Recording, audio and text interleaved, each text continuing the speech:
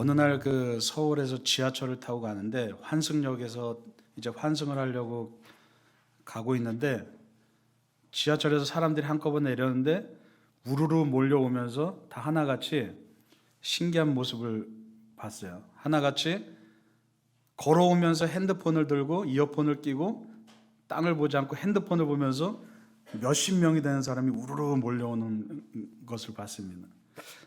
그걸 보면서 요즘에 뭐 버스나 뭐 전철이나 기차를 타도 사람들이 다 하나같이 똑같이 조용하게 핸드폰만 하고 있죠.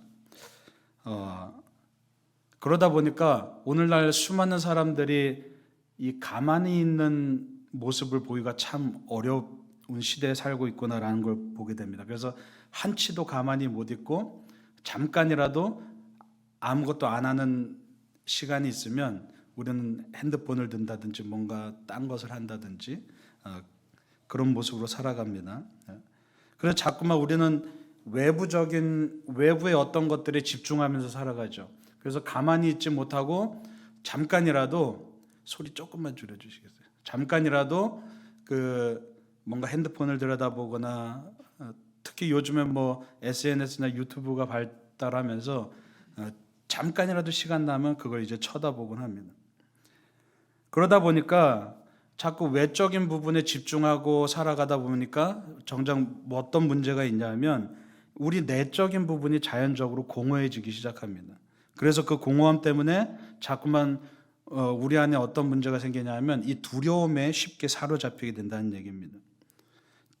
그래서 자꾸 외적인 것에 집중하려는 세대 가운데서 많은 사람들이 서서히 생각을 잃어버리기 시작했습니다. 분주한 일상 가운데서 우리는 끊임없이 바쁘게 살아가고 끊임없이 뭔가를 하고 뭔가 하지 않으면 뭔가 이상한 것 같고 내 삶이 무료한 것 같고 허무한 것 같은 그런 느낌에 빠져들면서 자꾸만 더 깊은 두려움들이 우리의 마음에 틈타기 시작하죠.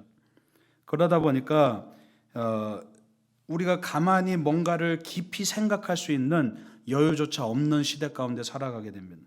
그래서 생각의 깊이와 고민의 깊이가 점점 줄어들게 되죠. 그래서 삶의 의미에 대해서 고민하기보다는 내 삶에 주어진 이 가치들과 이 깊이들에 집중하기보다는 당장 눈앞에 보이는 그런 외적인 것들에 자꾸만 집중하면서 외적인 것들을 잘 꾸미면서 이렇게 살아가게 됩니다. 그래서 우리가 정작 우리 각 사람마다 우리 마음 안에 가면이라는 게 있습니다. 상대방을 대할 때 우리는 항상 자기의 본 모습이 아니라 가면을 가지고 대하게 되어 있습니다. 그것을 이제 페르소나라고 하는데 자꾸만 그 가면이 두터워지기 시작합니다. 그래서 많은 사람들이 외적인 것을 치중하고 겉으로 보여지는 모습들에 치중하면서 살아가다 보니까 정작 내면이 공허한 거죠. 그래서 요즘에 뭐 서점에 가도 베스트셀러들이 대부분 어떤 책들입니까? 자기 개발하는 서적들. 그리고 인문학이 실종해버리고 대학에서도 인문학이 실종해버리고 대학의 모든 과정들이 취업을 위한 하나의 관문처럼 여겨지는 그런 시대 가운데 살고 있죠.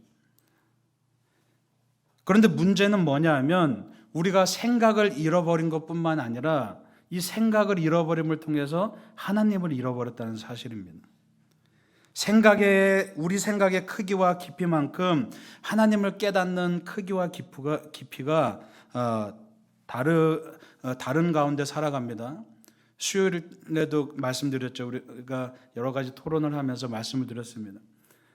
내 우물 안에 개구리가 있으면 그 개구리가 바라보는 하늘은 어떤 하늘입니까? 조금만 동그란 밝은 하늘이죠. 그런데 그 개구리는 평생 동안 그 안에서 하늘은 조그맣고 동그란 존재야 라고 그렇게 평생 인식하면서 살아갑니다. 그런데 그 개구리가 만약에 그 우물 밖을 빠져나오면 평생 동안 감히 상상하지도 못한 어마어마한 세상을 경험하게 되는 거죠. 마찬가지입니다. 우리의 생각의 크기와 내 생각의 깊이만큼 우리가 하나님을 받아들일 수 있습니다. 내가 그만큼 하나님을 경험하게 되는 거죠. 그래서 생각 없이 사는 것은 사실은 하나님 없이 사는 것과 다름없습니다. 우리 안에 하나님을 찾아야 되는데 자꾸만 우리가 바깥에서 하나님을 찾다 보니까 정작 내 안에서 하나님을 쉽게 만나지를 못하죠. 그래서 우리가 항상 기도하면서 어떻게 기도합니까? 하나님, 나를 좀 만나주세요. 제발 나한테 응답을 좀 해주세요. 제발 나한테 뭔가 답을 주시고 조금만 목소리라도 들려주세요. 자꾸 외부에서 하나님을 찾기 시작합니다. 마치 하나님이 멀리 떨어지신 것처럼 하나님 제발 이쪽으로 좀 내려와 주세요.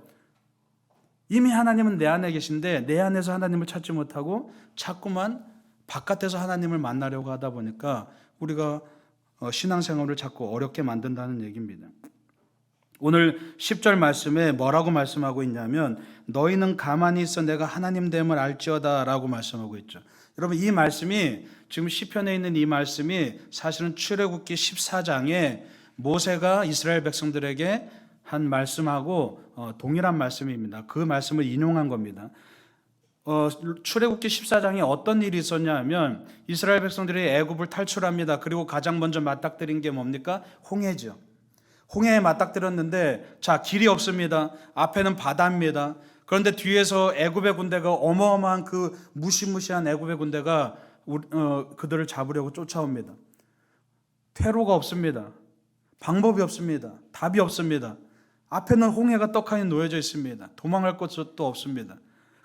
그래서 이스라엘 백성들이 모세에게 빨리 좀 해답을 내려달라고 하나님 앞에 기도해서 빨리 해답을 내려달라고 그렇게 막 난리를 치죠. 근데 모세가 거기서 정말 우리가 감히 상상도 하지 못할 해답을 주님께 받아서 하나님의 말씀을 대언합니다. 뭐라고 합니까? 가만히 있으라는 겁니다. 정말 황당하죠.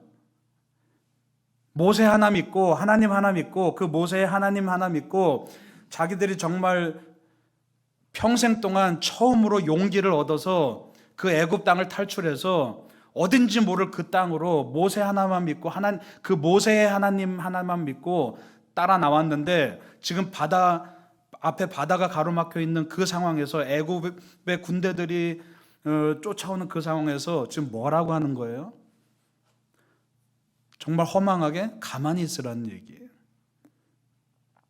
하나님이 뭔가 대단한 기적을 보여주실 것으로 기대했는데 저 애국 군대를 한 번에 쓸어버릴 것으로 기대했는데 아니면 뭔가 모세가 하나님의 말씀을 듣고 뭔가 이스라엘 백성들에게 자기들에게 용기를 줄 것이라고 기도했는데 뜬금없이 하는 말이 가만히 있으라는 얘기입니다. 여러분, 우리의 모습도 이와 같습니다. 우리가 감각적인 세상 가운데서 외적으로 보이는 눈에 보이는 그 현상들 그것에만 집중하면서 살아갈 때 우리는 애굽의 노예로 살아가는 것에 만족할 수밖에 없다는 얘기입니다. 그 이스라엘 백성들도 그 홍해 앞에서 그냥 다시 뭐라고 원망합니까? 다시 애굽의 노예로 돌아갔으면 더 좋으련만, 그냥 그렇게 살았으면 좋으련만, 왜 굳이 따라 나와가지고 이 위기를 겪게 만드나 원망했을 겁니다. 우리도 똑같습니다. 우리가 당장 눈에 보이는 그 현상에 집중하면서 살아갈 때 우리가 수많은 어려움과 그런 고통과 위험들을 만날 때 우리는 금방 뒤로 돌아가죠. 좋아 보이는 것들에 초점을 맞춥니다. 그러나 모세는 전혀 생각지도 못한 그런 새로운 해답을 내놓습니다. 가만히 있으라는 겁니다. 당장 뭔가를 해야 되는데 이 절체절명의 순간 앞에서 뭐라도, 그러니까 이스라엘 백성들이 모세에게 원하는 건 뭐예요? 제발 뭐라도 좀 해보십시오.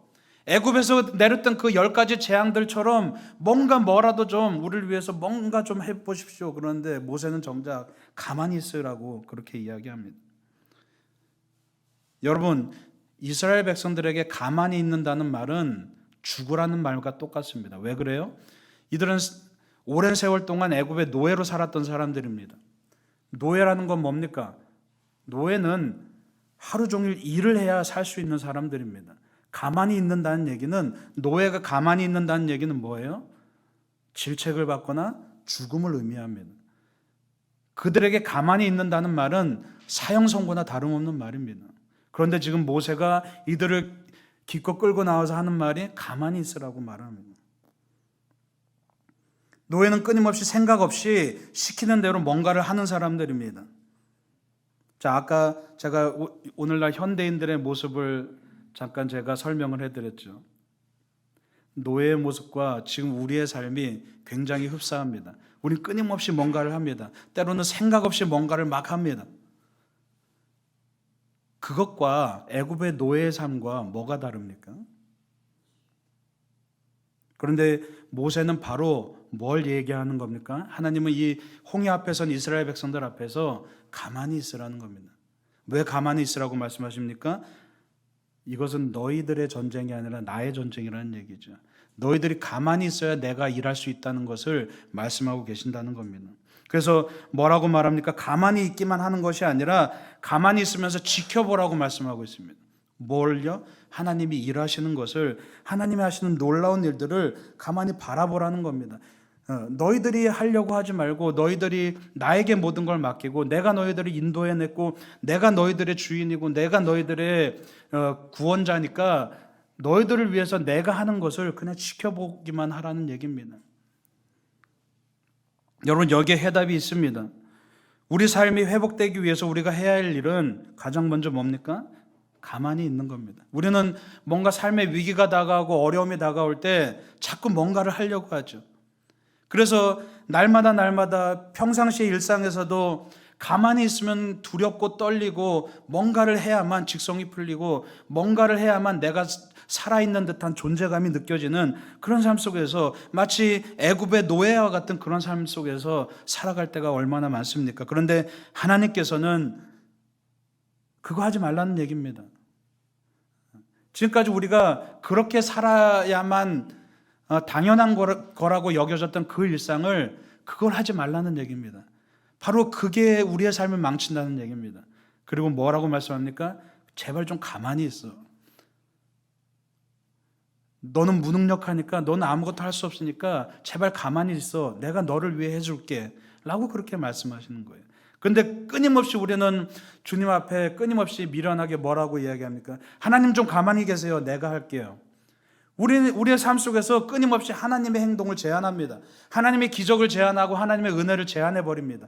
우리가 스스로 하나님의 은혜를 제한해버리면서 우리 스스로 또 기도할 땐 뭐라고 기도해요? 하나님 은혜를 주십시오. 내가 스스로 내 삶에서 하나님을 제한하면서 우리 스스로 또 기도할 때는 하나님 은혜를 주십시오. 이미 하나님의 응답은 우리 안에 있는데, 이미 해답은 우리 안에 있는데 내가 가만히 있으면, 내 스스로의 교만함을 내려놓고 내가 겸손하게 가만히 주님께 모든 걸 맡기면 주님이 하실 텐데 우리가 그걸 못한다는 겁니다. 왜요? 지난주에 말씀했던 것과 같이 우리가 본질을 바라보지 못하고 자꾸만 우리 눈앞에 그 현상을 바라보기 때문이라는 얘기죠. 그래서 우리의 영혼이 내면으로부터 금식을 해야 됩니다. 여러분, 우리가 간혹 금식을 하시죠? 뭔가 어려움이 찾아올 때 하나님 앞에 깊이 하나님을 만나야 될 때 금식을 합니다. 근데 정작 많은 분들이 금식의 의미를 잊어버리고 금식을 합니다. 금식이 마치 하나님 앞에 떼쓰는 것처럼 그렇게 여겨질 때가 많죠. 그런데 금식의 의미는 뭡니까? 내 음식을 끊음으로써 내 안에 욕망을 줄이는 겁니다. 내 안에 욕망을 비우고 하나님을 만나려고 하는 거죠. 자, 비워야 채워진다고 말씀드렸습니다. 우리의 영혼도 마찬가지입니다. 우리의 영혼이 금식이 필요합니다. 우리의 영혼이 자꾸만 뭔가를 하려고 하는, 자꾸만 내가 하려고 하는 그 욕심과 욕망들을 내려놓고 철저하게 주님 앞에 완전히 엎드리고, 주님이 아니고서는 나는 아무것도 아닙니다. 주님이 아니고서는 남은 아무것도 할 수 없는 그런 절망적인 존재입니다. 그렇게 주님 앞에 완전히 엎드려야 주님이 행하시는데, 우린 자꾸만 내 안에 자아가 살아나서 주님 잠깐만 가만히 계세요. 내가 좀 해볼게요. 주님 가만히 계세요. 내가 할 겁니다. 그러다가 안 되면 주님 왜 안 도와주셨어요? 라고 그렇게 참 어리석은 모습으로 주님 앞에 매달릴 때가 얼마나 많습니까? 여러분, 그냥 가만히 있으시면 됩니다. 가만히 있으면서 주님이 행하시는 일들을 지켜보시기 바랍니다. 그게 바로 믿음입니다. 가만히 있기 위해서는 그냥 무작정 가만히 있는 거로 되는 것이 아니라 우리 안에 믿음이 필요하죠. 하나님이 분명히 행하시고자 하는, 하나님이 분명히 나를 구원하실 거라는, 하나님이 분명히 나를 축복하실 거라는 그런 온전한 믿음이 있어야 가만히 있을 수 있는 겁니다. 즉 무슨 얘기입니까? 우리가 가만히 있지 못한다는 얘기는 정작 우리 안에 믿음이 없다는 얘기입니다. 내 안에 믿음이 부족해서 가만히 있지를 못합니다. 두렵거든요. 떨리거든요. 뭔가 가만히 있으면 진짜 망할 것 같거든요. 그래서 우리 안에 그 절망감과 두려움들이 자꾸만 하나님이 일하시는 것을 제한하게 만드는 거죠. 그래서 오늘 1절 말씀에 뭐라고 말씀합니까? 주님께서 우리의 피난처가 되시고 환난 중에 도움이 되시겠다고 말씀하고 있죠.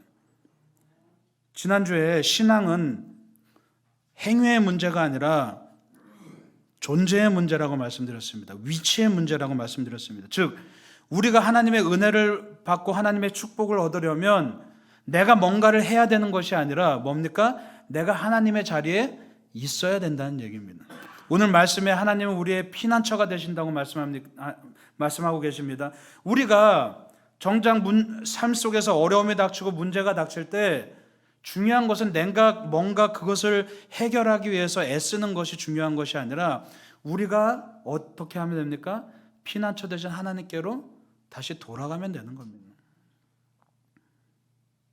하나님의 영역 가운데 우리가 있고 하나님의 피난처 가운데 있으면 하나님이 행하시고 하나님이 길을 여시는데 정작 우리는 자꾸만 하나님의 영역으로부터 벗어나서 뭔가 하나님께 살려달라고 애를 쓰곤 하죠. 여러분, 그래서 2절 3절에 보면 막 세상이 뒤집어지고 난리가 나는 것을 표현합니다. 그런데 세상이 뒤집어지고 이런 난리가 나도 두려워하지 않겠다고 말씀하고 있죠. 왜 그렇습니까? 주님의 피난처 안에 있기 때문입니다. 주님의 보호 아래 있기 때문입니다. 주님께서 길을 내시기 때문이죠. 여러분, 이 2절 3절의 말씀이 흡사 그 홍해 앞에서는 이스라엘 백성들의 마음과 같습니다. 그럼에도 불구하고 두려워하지 않겠다고 말합니다. 왜요? 주님이 그 홍해를 가르실 것을 믿기 때문이죠. 주님이 그 홍해를 가르시고 주님께서 길을 내실 것을 믿기 때문입니다. 여러분 안에도 그런 믿음이 있으시길 간절히 축원합니다. 날마다 부딪히는 이 홍해 앞에서 주님이 분명히 이 홍해를 가르실 거라는 것, 날마다 부딪히는 이 날마다 만나는 골리앗 앞에서 하나님이 이 골리앗을 무너뜨릴 것이라는 것을, 즉 우리 눈앞에 보이는 이 현상 앞에서 진정한 현상을 바라보는 것이 아니라 그 뒤에 계신 본질이신 하나님을 바라볼 때 주님께서 그 길을 여시고 우리는 가만히 주님이 여신 그 길을 따라서 가면 되는 것이죠. 그것이 진정한 축복이죠. 여러분 4절 말씀 함께 읽어보겠습니다. 4절 말씀 시작. 한 시내가 있어 나뉘어 흘러 하나님의 성 곧 지존하신 이의 성소를 기쁘게 하도다. 아멘. 자, 지금 2절 3절에서 뭐예요? 세상이 막 뒤집어지고 난리가 났어요. 그런데 4절에 보면 주님의 피난처에 들어가게 되면, 주님의 성소에 들어가게 되면 어떤 일이 일어납니까? 시내가 나뉘어 흘려서 온 땅이 비옥하게 되고 그 하나님의 성소에서 기쁜 즐거움을 누릴 것이라고 말씀하고 있습니다. 그러니까 마치 지금 내 바로 옆에서는 난리가 나고 막 세상이 뒤집어지는데 나는 고요한 가운데 있게 된다는 얘기입니다. 그 주님의 피난처라는 것이, 주님의 품이라는 것이 그렇다는 얘기입니다. 그것이 진정한 축복이라는 얘기죠. 그래서 주님께서 우리를 회복시킬 뿐만 아니라 참된 자유와 풍족함을 주시고 주님 안에서 진정한 축복을 주시겠다고 말씀하고 있습니다. 그래서 외적으로 아무리 풍파가 찾아와도 우리 내면이 고요할 수 있게 되는 겁니다. 여러분이 원하시는 축복이 어떤 축복인가요? 뭐든지 잘 되고 막 부유하고 이런 게 축복인가요? 저는 사실은 이것이 진정한 축복이라고 생각합니다. 세상이 어떻게 막 뒤집어지든 내 삶에 어떤 어려움이 다가오든 그 어려움 가운데서 우리가 형통할 수 있는 복, 즉 어떠한 시끄러움 속에서도 고요할 수 있는 복, 평안할 수 있는 복, 그것만큼 큰 복이 어디 있을까 생각을 해봅니다. 제가 20대 때 모교회에서 이제 교회 차운행을 봉사를 했습니다. 근데 젊은 나이에 새벽에 일어나서 차운행 하려니까 얼마나 졸려요. 잠이 많을 시기인데. 그러니까 맨날 졸음운전을 하는 거예요. 그러다가 이제 사단이 난 거예요. 졸다 그냥 자면서 가다가 앞에 있는 트럭을 그냥 브레이크도 밟지 않고 그냥 들이박은 거예요. 근데 신기한 것이 이 그레이스 여러분 아시죠? 정말 종이짝 같이 앞에 아무런 보호 장치도 없습니다. 그런데 항상 저희 어머니가 옆에 항상 타셨는데 진짜 매일마다 타셨는데 그날만 안 타셨어요. 그날만 유일하게. 기도 더 하고 가신다고 먼저 가라고 해서 안 타셨어요. 그런데 차가 어떻게 부서졌냐 하면 제 옆에 트럭을 박으면서 완전히 밀고 들어와서 그 어머니가 항상 타시던 자리만 완전히 형체도 못 알아보게 없어진 거예요. 근데 중요한 것은 그러고 나서 저는 앞에 탔으니까 엄청나게 많이 이제 다쳤죠. 그래서 막 원주의 그 세브란스 병원 응급실에 급하게 실려갔습니다. 그때는 뭐 이제 기절해서 아무 생각도 안 나죠. 근데 뒤에 이제 성도님들이 타고 계셨는데 그분들은 다행히도 조금 이제 타박상만, 조금 이제 삐끗하신 정도만. 그래서 그분들은 저희 동네가 문막이었는데 그 문막에 그냥 정형외과 개인 병원에 입원하시고 저는 이제 응급실에 막 실려가서 수술 받고 했어요. 그런데 나중에 얘기를 들어보니까 어머니가 그 연락을 받고 이상하게 마음이 평안하더래요. 그냥 교통사고가 나서 막 원주 큰 병원에 응급실에 실려갔다고 아들이 실려갔다고 하는데도 마음이 그렇게 평안하시더래요.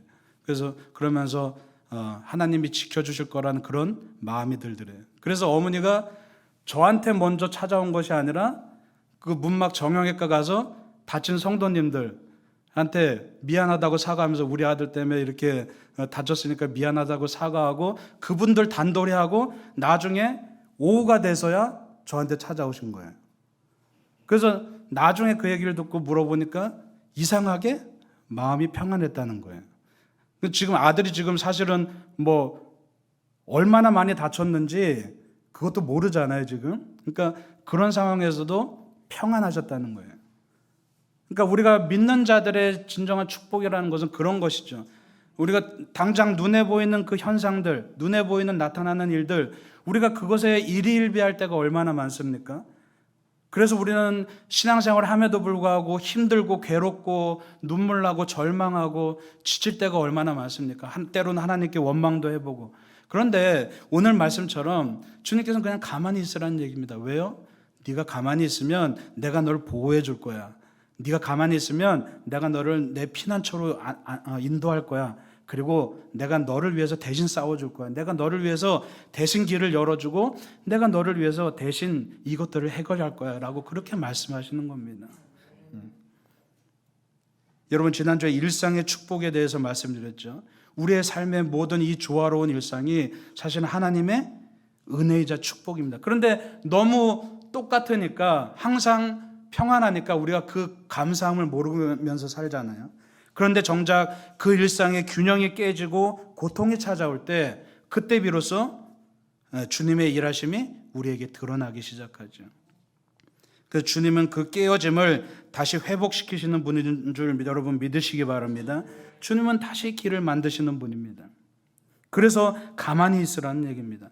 여러분 5절 말씀 함께 읽어보겠습니다. 5절 시작. 하나님이 그 성중에 계심에 성이 흔들리지 아니할 것이라 새벽에 하나님이 도우시리라. 아멘. 여러분 밤은 어둠으로 가득 차 있습니다. 그런데 우리가 밤을 지나면서도 우리가 분명히 항상 알고 있는 것은 반드시 새벽을 거치고 아침이 찾아온다는 사실이죠. 그래서 저도 때로는 요즘에는 가끔 어려움이 닥치면 하나님 앞에 그런 기도를 합니다. 하나님 또 무슨 축복을 주시려고 이러시나? 하나님 왜 이러세요? 또 무슨 축복을 주시려고? 근데 정작 그 기간들이 지나면 또 하나님의 때가 찾아오고 또 하나님이 주시는 그 은혜들을 또 발견하게 되죠. 여러분 밤을 지날 때 우리는 무엇을 할 수 있을까요? 어둠을 지날 때 우리가 할 수 있는 게 뭐가 있을까요? 어둠 속에서 사람들은 나름대로 빛을 찾으려고 애를 씁니다. 뭔가를 붙잡아 보려고 뭔가 빠져나갈 구멍을 찾아보려고 애를 씁니다. 그런데 빛이란 것은 내가 찾으려고 한다고 찾아지는 게 아니죠. 어둠 속에는 빛이 없습니다. 그럼 빛은 언제 비칩니까? 때가 되면 비추게 돼 있는 겁니다. 예. 여러분 밤중에 언제 해가 뜨나 여러분이 찾는다고 여러분들이 애원한다고 해가 뜨는 것이 아닙니다. 언제 해가 뜹니까? 때가 되면 시간이 되면 해가 떠오르게 돼 있는 거죠. 우리가 이 시간들을 지나면서 할 수 있는 것은 그저 가만히 있는 것이라는 것을 여러분 기억하시기 바랍니다. 그때 하나님의 때, 하나님이 일하실 그날, 그 때를 기다리는 것이죠. 그래서 내 삶을 버텨내면서 주님이 일하실 때를 기다리는 것이, 그것이 신앙인 줄 믿으시기 바랍니다. 때로는 우리가 신앙이라는 것을 생각하면서 내가 뭔가 열심히 하고 교회에서 열심히 봉사하고 열심히 뭐 전도도 하고 선교도 하고 이게 신앙이라고 생각하지만, 사실은 가장 기본적인 신앙은 내 믿음을 지켜내는 것입니다. 버텨내는 것입니다. 그리고 나머지는 하나님이 행하시도록 내 삶의 권한을 하나님께 올려드릴 때, 그때 비로소 하나님께서 일하시는 거죠. 여러분, 어둠이 찾아올 때는 어둠 바깥을 내다보지 마시고 스스로의 내면을 들여다보시기 바랍니다. 그리고 그 안에서 항상 우리와 함께 계시는 하나님을 발견하게 될 줄 믿으시기 바랍니다. 예. 여러분, 밤에는 뭐 하세요? 밤에는 주무시죠. 예. 우리 영적으로도 마찬가지입니다. 밤에는 가만히 주무시면 됩니다. 그러면 하나님이 행하시는 줄 믿으시기 바랍니다. 예. 자꾸 내가 뭔가 하려고 애쓰고 내가 뭔가 여기서 이걸 해결해 보려고 아둥바둥 되는 것이 아니라 하나님의 때를 기다리고 정말 영적인 회복을 기다리고, 그래서 여러분, 잠을 자야 우리가 몸이 회복되는 것처럼 영적으로도 마찬가지입니다. 주님 안에서 어두운 그 시간에 주님 안에서 이 일을 버텨내고 그 주님의 때를 기다리고 잠잠히 있을 때 주님께서 우리를 대신해서 일을 행하심과 동시에 우리를 회복시키실 줄 믿으시기 바랍니다. 그래서 주님의 그 회복을 경험하시면서 날마다 주님의 때를 기다리는 여러분들 되시길 간절히 축원합니다. 기도하겠습니다.